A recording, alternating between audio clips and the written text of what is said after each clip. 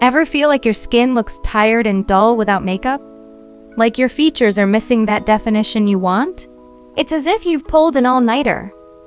And when it comes to makeup, does it sometimes feel too complicated, even when you think you've got it down? But then, when you try it yourself, it just doesn't turn out how you hope. Well, don't worry. Today we're bringing you a super easy, clear water glow makeup look. No complex techniques needed, it's perfect for everyday wear. Even if you're a total beginner, this look will transform how you feel and how you shine. Today, we're excited to feature Hazel, the well-known makeup guru from XiaoHongShu. Hazel is your go-to if you're all about subtle makeup looks. Her tutorials are super easy to follow and perfect for enhancing your features without overpowering them. So if you're just starting to dip your toes into the world of makeup and don't know where to begin, Hazel is the one you'll want to turn to. And now, let's get started. First things first, start with a clean and moisturized face. Hazel recommends using a hydrating mist or toner for this step to give your skin an extra boost of hydration. Then, lock in that moisture by applying a moisturizer. If you have dry skin, opt for creams or lotions with a heavier consistency. For oily skin, a water gel cream works best to keep things light and fresh. For those with dry or combination skin, you might notice dry patches that can cause your foundation to crack or crease. To prevent this, you can apply a second layer of lotion to these areas, using circular motions to ensure it's fully absorbed.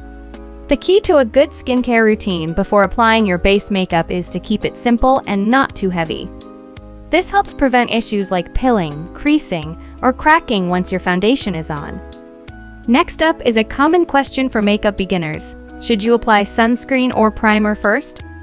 For hydrating primers, Hazel suggests applying them before sunscreen. However, if you're using a primer with color-correcting properties, it should be applied after your sunscreen.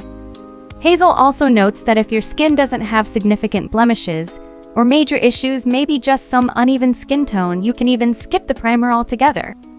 There's a misconception that primer prevents makeup from sinking into your pores, but its real purpose is to prepare your skin for your base. For true skin protection, always make sure you're using enough sunscreen.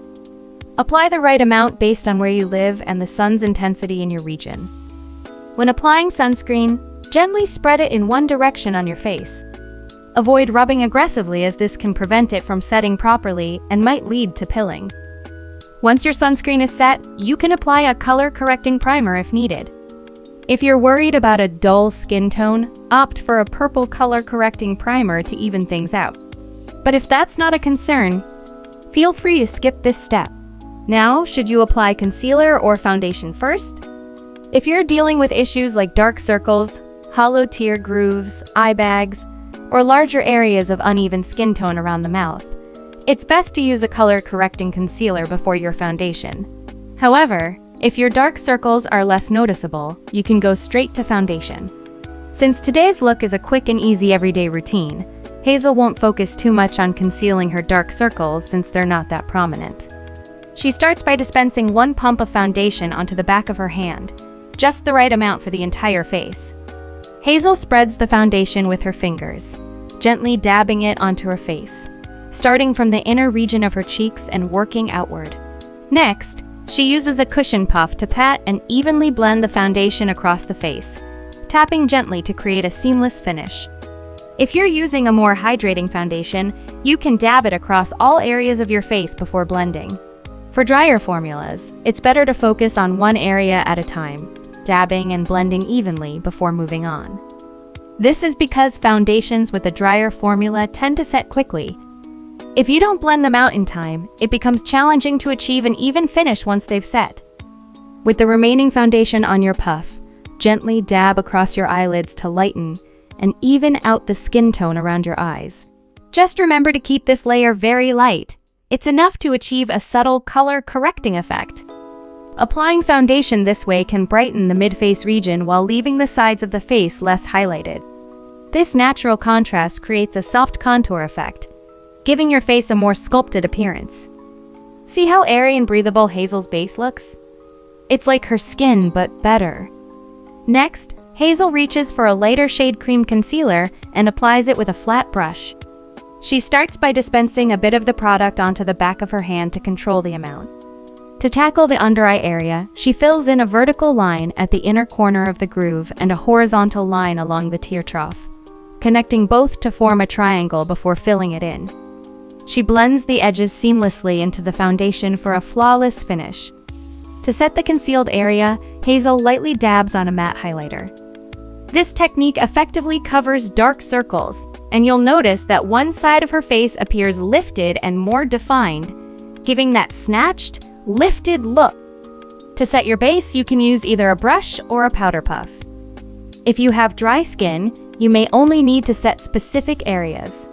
When using a puff, fold it and rub it together to distribute the powder evenly before applying it to your face. Gently dab the puff onto areas you want to set, focusing mainly on the T-zone, as it tends to get the greasiest. For those with oily skin, setting your entire face will help control shine throughout the day. If you prefer a lighter, more natural finish, use a brush. Once you've collected powder on your brush, swirl it in your palms to distribute it evenly, then tap it lightly onto your face. This creates a light, airy finish. On the other hand, a puff provides a more matte effect. Now, let's move on to brows. Natural brows are typically lighter at the front and thicker towards the ends. Start your first stroke of the brow pencil at a point aligned with the outer rim of your iris, approximately the outer third of your brow. Use a soft stroke to extend and define this line. Continue filling in this area with gentle strokes, concentrating the color intensity on the lower edge of the brow. To shape the upper edge, use downward strokes toward the arch.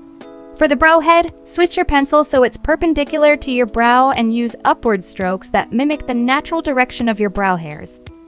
When it comes to eyeshadow, Hazel totally gets that it can feel like the hardest part for makeup beginners. So she's keeping it super simple by using just one shade for today's look. She starts with a light brown shade and a fluffy blending brush. After tapping off the excess powder, she applies the shade onto her lids, beginning at the base and blending upwards. This easy wash of color is perfect for a subtle, everyday look. She then brings the shadow down to her lower lids to tie the look together. Using the same brow pencil as before, Hazel lightly traces a horizontal line just below her eye fat, or aiguiselle, about 2 to 3 mm away from the middle of her iris. To add a touch of brightness, she takes a tiny bit of the remaining concealer on her brush and dabs it over the middle of her aiguiselle. Next, she returns to the same eyeshadow shade with a smaller brush, applying it along the outer lower lash line to add definition and create a wider-eyed effect. For eyeliner, Hazel keeps it simple and clean. She fills in a straight line that follows the natural curve at the outer corner of her eye, creating a small triangle and filling it in. Then, she tightlines the front of her eyes along the lash line for a polished finish. Since this look is all about an easy, everyday routine, Hazel mentions that she'll be skipping mascara. After all, not everyone has the time to apply it during busy mornings before school or work.